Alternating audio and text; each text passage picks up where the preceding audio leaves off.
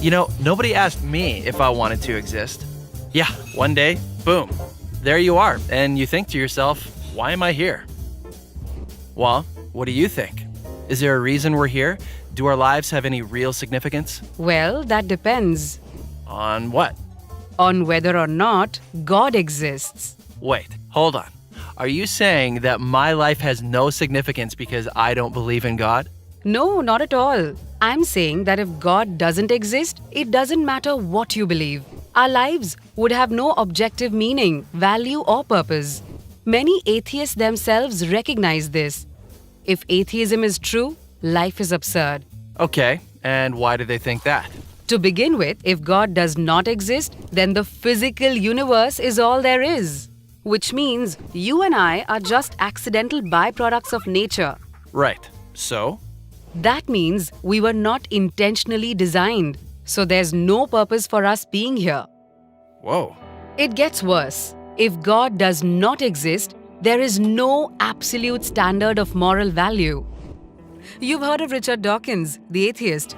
He points out that in a materialistic universe, there is at bottom no design, no purpose, no evil, no good, nothing but pointless indifference. So you're saying atheists can't be good people? No, I'm not saying that. Many atheists live good lives. What I'm saying is, atheism fails to provide an objective basis for saying any particular action is good or evil. Oh, come on. After millions of years of sociobiological evolution, humans have developed a sense of morality. We all know it's good to feed a hungry child and bad to torture someone for fun. Of course we do, but that's precisely what atheism cannot explain. If there's no God, then what we consider right or wrong is nothing more than an accident of evolution or a human social convention. So what? I'm good with that. Really? Evolution implies survival of the fittest, not morality. And social convention means that racism, intolerance, and cruelty are not really wrong. They just happen to be unpopular. Okay, so atheists need to come up with some objective standard for rights and wrongs. How about this?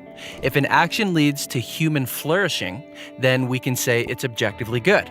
And if it doesn't, it's objectively evil. But why think that human flourishing is good? Aren't you being species-centric? Why not refer instead to the flourishing of rats or cabbages? Well, And who gets to decide what contributes to human flourishing? Hitler was convinced killing millions of Jews would promote human flourishing. And Margaret Sanger thought forcing poor people to be sterilized would lead to human flourishing. As Kai Nielsen points out, pure practical reason will not take you to morality. So if atheism is true, there is no legitimate basis for saying that behaving one way is worse than behaving any other way. So it really doesn't matter how you live your life. Your day-to-day choices are meaningless. that's depressing. So if there's no God, what happens when you die? Well, nothing. You simply cease to exist. Right. So one person lives a kind, generous, thoughtful life. Another lives a horrible, violent, selfish life. It doesn't matter. In both cases, the outcome is the same: nothingness. So how can their life choices have any objective meaning? Well, it's certainly meaningful if I discover a cure for cancer or save a child's life.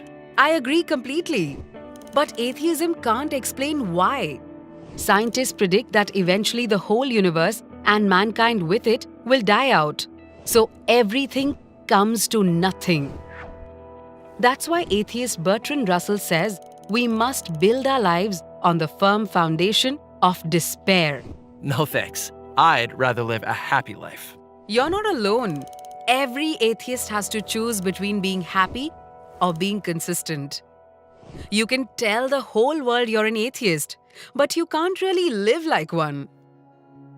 Okay, so you're a Christian. If your God did exist, how would that change anything? If Christianity is true, then each one of us is here for a reason. And life does not end at the grave. And God, He's the absolute standard of goodness. He knows you, He loves you, and He intentionally created you. So your life ultimately does have objective meaning, value, and purpose. That means you can live a life that's both happy and consistent. While that doesn't prove Christianity's true. Agreed. I'm simply pointing out that for Christians, living a life that is both happy and consistent is possible. For atheists, it's not. So, what are you going to choose?